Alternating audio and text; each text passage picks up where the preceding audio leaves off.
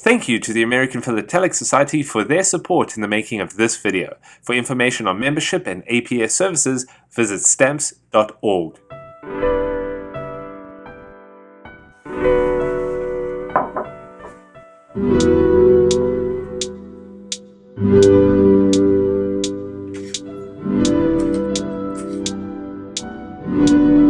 While the design and imagery of postage stamps provide endless lessons into a country's history and culture, the postal markings of a used stamp and cover can add to those lessons. Messages from the Postal Service along with coded markings and dated hand stamps give us insight into the journey traveled.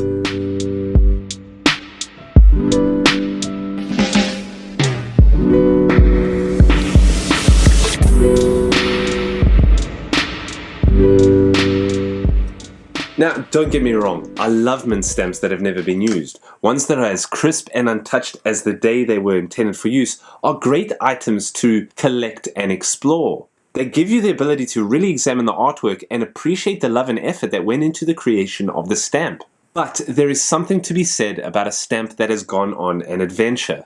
Stamps that have traveled between cities and over oceans, items that were actually used for the purpose that they were intended. They have stories to tell that provide endless fascination, and it's their postal markings that highlight this journey. There is actually a word for it, marcophily or marcophilately, a branch of philately that focuses on the specific study of postal markings. If you've watched the seasonal episodes, you'll know that I love the challenge of figuring out a stamp's posted origin based on whatever surviving trace of a postmark exists. It's what I do. So let's take a look at the two key markings that are applied by the Postal Service, that being of the postmark and the cancellation used to mark a postage stamp.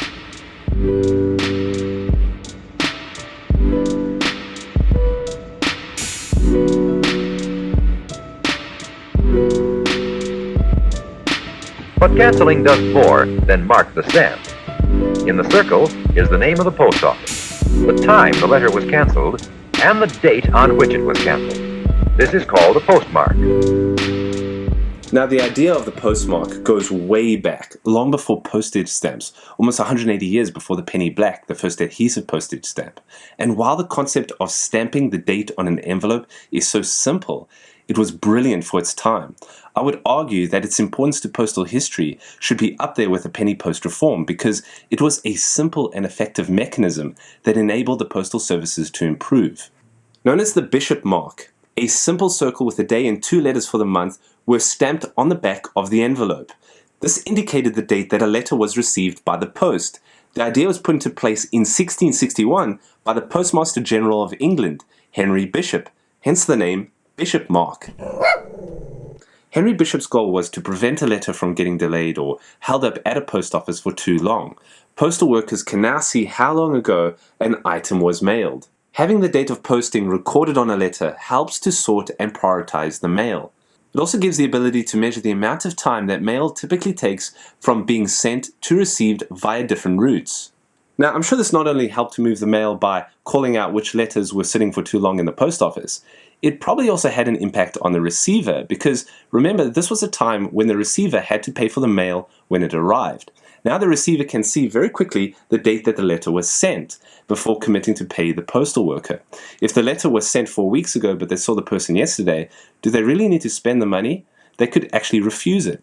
This is holding the post office accountable for the timely delivery of letters. They were first introduced in London and shortly after in other cities throughout the UK and Ireland, and even in New York City. These simple circle bishop marks were used throughout the 17th and 18th centuries. They are instantly recognizable and a symbol of postal evolution. By the time the adhesive postage stamp made an appearance in 1840, the marking had evolved to include a double circle, as well as the town and year, similar to what can be found today, although postmarks can even include the hour that the post office processed it. The handheld postmarking device typically looked like this, a permanent layout in the outer circle consisting of the location and the date that would be updated daily in the middle of the stamp. They are still in use today, although much more modern versions are used, and can be requested from your post office counter.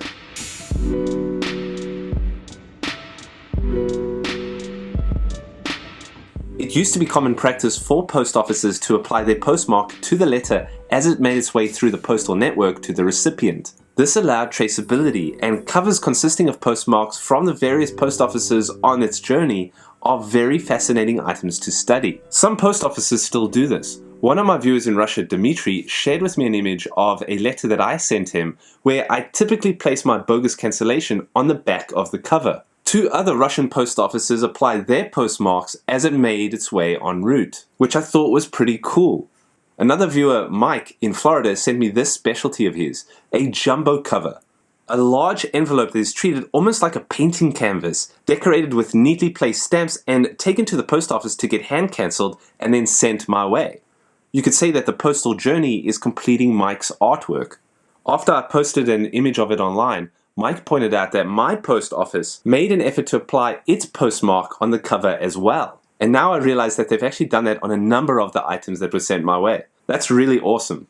Now, when it comes to postmarks, collectors love finding the ones that are socked on the nose, S-O-T-N, also called bullseye cancellations, where the entire postmark is centered and within the margins of the stamp. I get excited when I find a stamp that has been socked on the nose because I never come across them. For some reason, I have a hard time finding them, and I only have a few, including this stamp from the Vatican, where you can see the entirety of the postmark on this stamp. And perhaps my best example is this 1891 Swedish stamp featuring King Oscar II, who is very clearly socked on the nose. Other than just clipping the top and right of the stamp, the postmark in its entirety with date and location is contained within the stamp.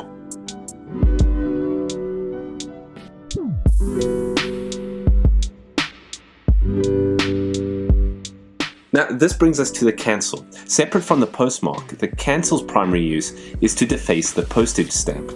Right from the early days of the penny black, the stamps had to be cancelled in order to make them non-reusable. By applying a hand stamp over the postage stamp, the post office was making sure that the postage was present and cancelled from reuse, using a design of what is known as the Maltese cross, although it didn't really look like a true Maltese cross. Initially, red ink was used to cancel the black stamp, but it became apparent that it was too easy to wash off the stamp for reuse, and so a red version of the penny stamp was issued the following year, the penny red with a black Maltese cross. This gave a more satisfying disfigurement of the stamp. Now, you'll also find penny blacks with black Maltese crosses such as this one. Later on, more obnoxious cancellations were used, almost assaulting the stamp with a barrage of ink. These Obliterator cancels came in a geometric shape and could serve 2 purposes. They completely killed the stamp, almost guaranteeing that it'll never be used again.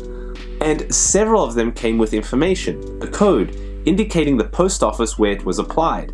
Actually, the shape was part of that code, indicating a country. This lined diamond shape is from Ireland. This particular one is from Malta. 825 was the code for the post office in Valletta. This diamond shape with the dots and large numbers came from France. The numbers indicated the post office in Lyon. Philatelists tend to have a love-hate relationship with these obliterated cancels because they literally killed the stamp, leaving very little to admire, but as you can imagine, these 2 can be sought after and collected. A fun type of cancel to look out for is the fancy cancel. Especially common in the US before the 1890s, when postal regulations began to standardize cancellations, postmasters had a level of freedom to cancel the stamp any way they could, as long as it sufficiently defaced it. And so several started to use wine stoppers that were dipped in ink, and this did the job really well. But of course, creativity took over, and many of the postmasters started to carve different shapes and designs into the wine stoppers.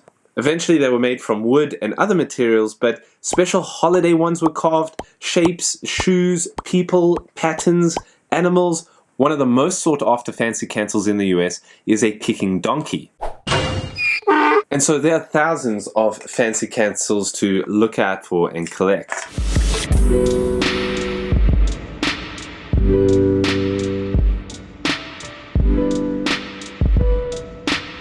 Check it out, a homemade emoji fancy cancel. I gotta tweet this.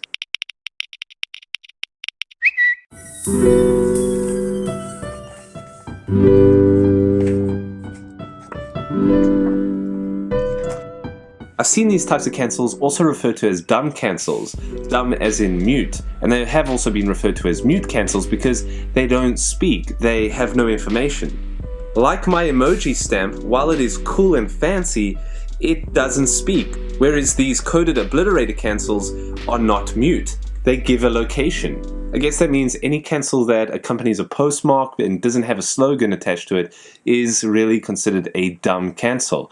But I think it's more appropriately used for wartime cancels that are deliberately void of information.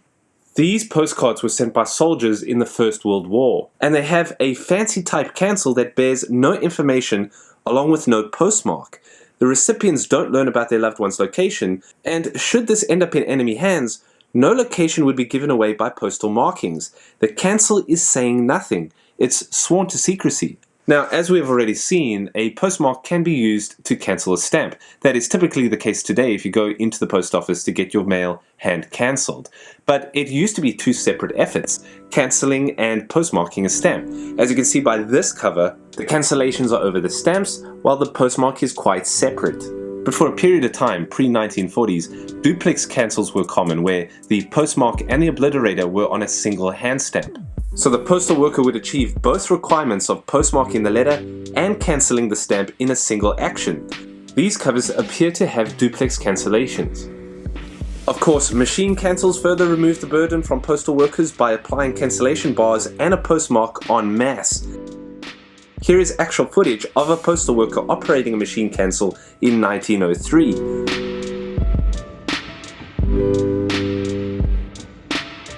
Machine flag cancels were used in the US starting in the 1880s. Those are very common as well. And then there's, pen cancels. Elegantly referred to as manuscript cancels, they were popularly used in the very early days. Scribbles, lines, or some kind of hashtag or pattern or even their signature was used by the postal worker when the option to place a proper hand stamp cancel was not available. These are popular again today as postal services are relying on postal workers to catch any stamps that have not been machine cancelled. And they're quite controversial for philatelists because they're not nearly as pretty as these manuscript cancels. They usually appear slashed or cruelly scribbled by a marker or pen. I've actually made a whole video dedicated to this, and I've put that link in the description below. Of course, the cancellation has been able to serve an additional purpose other than defacing the stamp or indicating a location. They can also feature an image or message.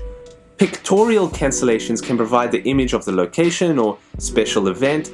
Those are also referred to as special cancellations. These can also contain a slogan, referred to as slogan cancellations. Here is a pictorial cancellation advertising airmail. Here's a slogan cancel reminding you to always use your zip code, and here is one asking you to post early for Christmas.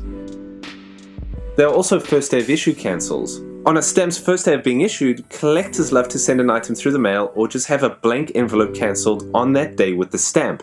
These consist of the words first day of issue, and they tend to be a pictorial cancellation today with an elaborate image commemorating the stamp's release, and they usually are only available in a specific post office, city, or event that relates to the stamp. Post offices also provide first day covers with the cancellation as an item for sale, or collectors attend the first day ceremony to get the stamp, or just mail envelopes to the location that will provide the cancellation. Pre-cancelled stamps are common to find, not available to the public. They were typically used by mass mailers, companies or organizations that would purchase these in high volume and at a discounted price. They could then deliver this to the postal service ready for sorting without processing to be cancelled, saving the post office time and effort. Now, other examples of cancellations that I don't have include ones that relate to the method of transportation or postal point of handoff, such as railroads, ships, and mobile post offices. But what I do have a lot of are cancelled to orders, CTOs.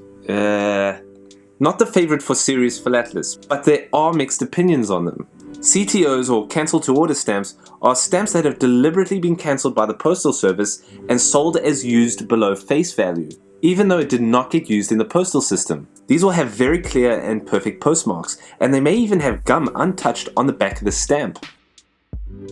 These can be traps, great looking items that are sold as used that make their way into mixed lots sold by dealers, yet they're not truly postage stamps. They didn't actually make their way through the mail. They're more like pretty labels. Their perfection is actually their flaw, and it is how you can recognize them. Untouched pieces of paper with a perfect postmark, usually on the corner and sometimes not even real. It can be printed at the same time the stamp's image is printed. And on the back, well, it can either have the gum untouched since it was never used, or the country that issued them didn't even bother applying the gum. There's no evidence of it. Why do they do this? Well, it's primarily to make money from us, collectors. CTOs allow a postal service to burn through dead stock that won't be sold, that lower the price as it's used, and sell them to dealers to resell in mixed stamp packets. Countries could also have deliberately printed CTOs to market them to collectors and make extra revenue. You'll find them common with big global events or popular topics to collect. And for the right reasons, philatelists get irritated with this because they are trying to take advantage of them. I ran a poll on Twitter to see what your opinion was of CTOs, and there was an interesting mix. A large number of philatelists consider them as a philatelic scam, not a fan, or just don't care for them. But a few say that it is necessary. CTOs can provide a perfect example of a postmark in use at the time, but as I've mentioned earlier, they can be traps. Judges at some stamp exhibitions could subtract points for using them in a competitive exhibit. I've unknowingly used several of them to launch an episode, which proves that they can easily fool a novice, but also that you can still learn something from them and that they can still take you on an adventure.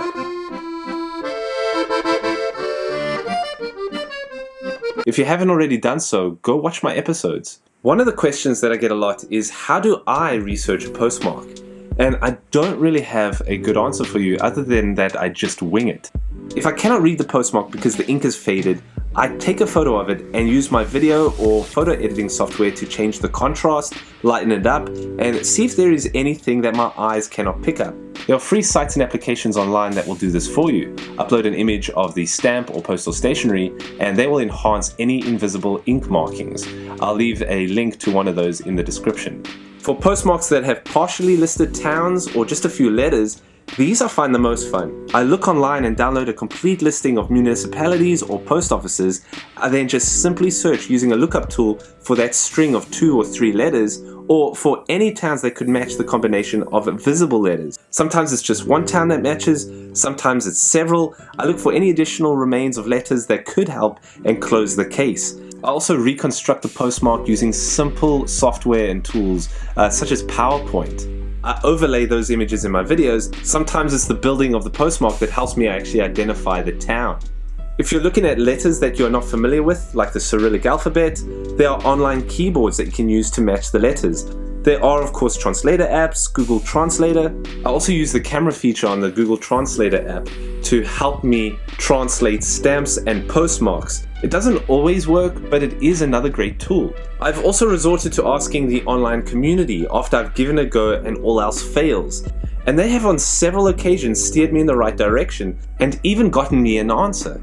It's all detective work and it's a lot of fun. You'd be surprised how much you can learn about a country just by trying to solve a difficult postmark. Now, I've kept this video rather high level as I always do, but I encourage you to comment below. Let me know if you enjoy solving and reading difficult postmarks. Do you prefer your stamps mint unused or socked on the nose? And what cancellations and postmarks did I not include in this video? As always, I enjoy reading your discussions in the comments section.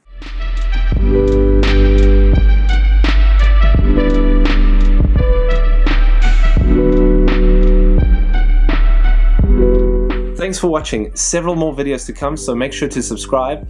Until next time, happy exploring.